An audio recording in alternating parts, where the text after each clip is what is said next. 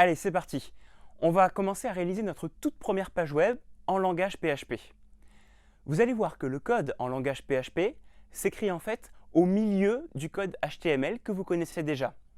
En fait, on va mixer des balises en langage HTML avec des nouvelles balises en langage PHP que nous allons découvrir.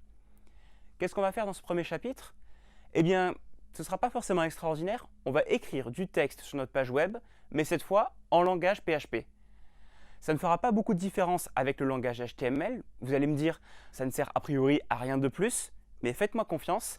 Dès le prochain chapitre, on pourra commencer à faire de nouvelles choses intéressantes qu'on ne pouvait pas faire en HTML. Parfait. On va pouvoir commencer maintenant à créer notre toute première page web en PHP. Alors pour commencer, j'ai ouvert un éditeur de texte, ici qui s'appelle Sublime Text, mais vous pouvez avoir bien sûr n'importe quel autre éditeur de texte, comme Notepad++ si vous voulez, le principe est exactement le même. Ce que j'aimerais qu'on commence par faire, déjà, c'est par s'habituer à l'environnement avec un serveur web. Donc on va partir sur quelque chose qu'on connaît, c'est-à-dire une page HTML. Ici, je vous propose un peu de code en langage HTML. C'est du code que normalement vous connaissez déjà. Balises HTML, des paragraphes, des titres, des listes à puces, etc. Il n'y a aucune nouveauté dans cette page HTML. Celle-ci, je l'ai enregistrée dans un sous-dossier du serveur web. Donc que vous ayez installé WAMP ou MAMP, l'adresse du serveur web peut un peu changer, mais vous allez retrouver directement dans votre explorateur, ici dans le Finder sur Mac, l'explorateur sur Windows, le fichier test.html, qu'ici j'ai mis dans un dossier cours PHP qui est lui-même dans un dossier 3W. Si je regarde les paramètres ici de MAMP, dans les préférences, on m'indique voilà, que l'adresse de base des documents du serveur web se trouve dans ici ce dossier-là. Donc moi c'est dans un sous-dossier www/cours.php/test.html. Donc pour y accéder, je vais devoir aller dans mon navigateur web sur l'adresse localhost, ça veut dire sur ma machine, /cours.php/test.html, qui est le fichier que je viens d'enregistrer ici. Et je devrais voir, voilà, ma page web en HTML. Donc là, jusque-là, rien de nouveau. Vous allez me dire, à la limite, c'était même plus simple avant parce qu'on pouvait ouvrir directement le fichier HTML dans le navigateur web et ça s'affichait directement sans avoir à passer par une adresse un peu compliquée comme ici. Oui, mais maintenant qu'on va faire du PHP, on va être obligé d'utiliser ce type d'adresse parce qu'en PHP, on ne peut exécuter le code que si on passe par un serveur web comme on le fait ici. Attention, quand vous développez en PHP, vous créez des fichiers .php que vous ne pouvez pas lire directement depuis votre navigateur web. Il faut placer ces fichiers .php dans le dossier d'Apache 3W pour que Apache puisse lire, traduire et interpréter le code en langage PHP. Ne soyez donc pas étonnés si, quand vous développez en PHP, la barre d'adresse de votre navigateur commence par localhost. C'est parfaitement normal quand on développe en PHP. Cela veut dire que Apache est en train de lire et de traduire le code en langage PHP.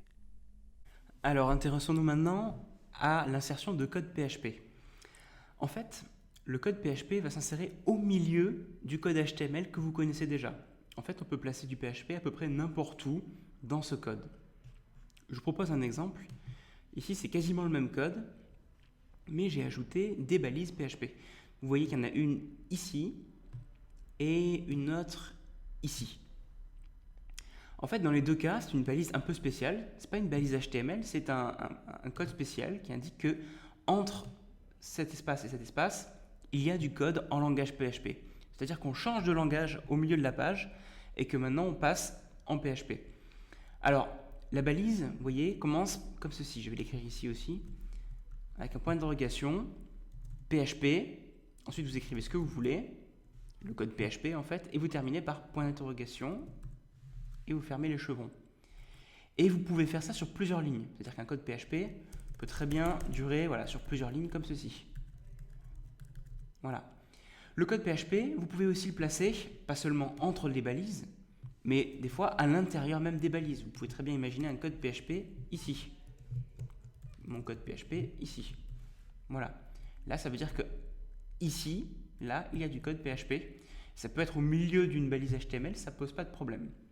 Alors, le principe, c'est que le serveur web va traduire ce code PHP, cet emplacement-là que j'ai surligné, où il y a du code PHP, par une réponse, par un résultat qui va insérer au milieu du code HTML. Alors, je vais vous donner un exemple pour que ce soit un peu plus parlant. On va faire un code PHP très simple. On va enlever celui-ci. On va juste s'intéresser à ce code PHP. Pour l'instant, il y a juste un commentaire. Commentaire qui indique juste à quoi sert le code. Pour l'instant, il n'a aucun effet. Donc, si on enregistre la page juste comme ça, avec le commentaire, en fait, il ne va rien se passer. C'est-à-dire qu'à la place de ça, on va retrouver rien du tout. C'est-à-dire que ça sera juste enlevé. Alors, on va faire l'essai. On va enregistrer la page. Voilà. Je vais l'enregistrer à côté de mon test.html que j'avais fait tout à l'heure.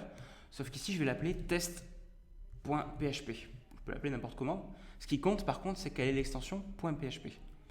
J'enregistre, j'indique bien que je veux utiliser PHP. Voilà.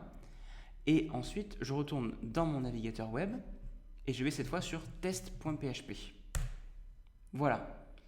Et en fait, vous allez voir, ici, on a cette page contient du code HTML avec des balises PHP. Voici quelques petits tests. Mais au milieu, là, la balise PHP n'apparaît pas du tout. Parce qu'il ne se passe rien. Parce qu'on ne demande rien au serveur PHP. Maintenant, on va pouvoir rentrer un peu plus en détail. On va écrire notre première commande en PHP, qui est une commande très simple en fait. Elle demande à l'ordinateur d'afficher du texte à cet endroit. Donc si je fais echo, ça veut dire écrire du texte, et je mets des guillemets et un point virgule pour terminer la commande, ça c'est très important. Et au milieu, j'écris le texte que je veux. Par exemple, bonjour, comme ça. J'enregistre. Et là, à la place de ce code PHP, il sera écrit juste bonjour, suivi de voici quelques petits tests. Alors, on essaie, on actualise la page. Et voilà, vous voyez, il y a écrit bonjour, suivi de voici quelques petits tests. Et si vous regardez le code HTML, là, je vais faire un clic droit, afficher le code source de la page, vous voyez qu'il n'y a plus de code PHP envoyé au navigateur, il y a juste le résultat du code PHP, c'est-à-dire le bonjour qu'on a demandé d'écrire. Si vous comparez à ce qu'on a écrit dans Sublime Text, voilà, là il est juste écrit maintenant bonjour. C'est le rôle du serveur web et de PHP en fait, de traduire le code qu'il y a en langage PHP par du texte ou même des balises HTML pour au final produire une page qui ne contient que du HTML. Mais l'intérêt de cette technique, parce qu'ici ça paraît pas encore évident, c'est que ce texte-là qui est écrit en PHP, on va pouvoir le faire changer dynamiquement.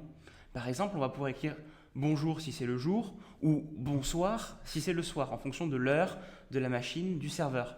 Et on peut faire beaucoup d'autres choses comme ça. On peut écrire par exemple bonjour Mathieu si vous vous appelez Mathieu, et ça va changer en fonction de la personne qui consulte votre page web. C'est là vraiment le gros intérêt du langage PHP.